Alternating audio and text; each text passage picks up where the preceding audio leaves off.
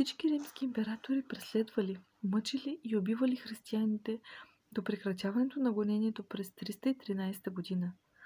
Най-жестоки се оказали императорите Диоклетиан и Максимиян, царували в края на 3 и началото на 4 век. Те издали нареждане всички граждани на Римската империя да почитат боговете. Нареждането завършвало с думите: ако се намери такъв, който спомене името Христово, подлежи на нашия гняв. Като чули тази заповед, хората се изплашили, побързали да се съберат в град Доростол, сега Силистра, защото там дошли царски пратеници. Те събрали народа не само от града, но и от околностите, за езическия празник, на който се принасяли жертви на идолите.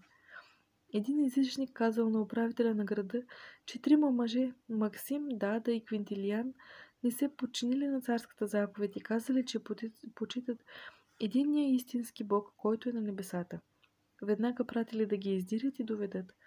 Затворили ги в тъмницата, оковани във вериги. На другия ден ги извели на съд. Когато съдията ги запитал за имената им, те първо казали, че са християни и после назовали собствените си имена.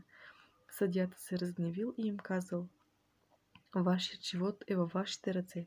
Ако искате да живеете, принесете жертва на боговете. Знай, безумни човече, че Христос е истинският небесен цар. Него ние почитаме, отговорили те. Пак ги върнали в тъмницата и подложили на още по-големи мъки. След като те не се съгласили да се поклонят на идолите, били осъдени на смърт. Посекли ги с меч в село Озовия при царуването на Диоклетиан и Максимиян, при градските управители Тарквини и Гавинии. В град Доростол, Силистра, пострадали и много други мъченици за Христа. Сега за тях се знае от протоколите, които писарите водили по време на съда, така че мъченическите им страдания и дори думите, които изговаряли пред съдиите, са достоверни. Страхът от телесни мъчения е голям. Между събраните в Доростол хиляди хора имало много християни, но те се изплашили и против волята си се поклонили на идолите, за да избегнат мъченията. Само 3 мъже проявили твърдост в изповядване на християнската си вяра. Те станали мъченици.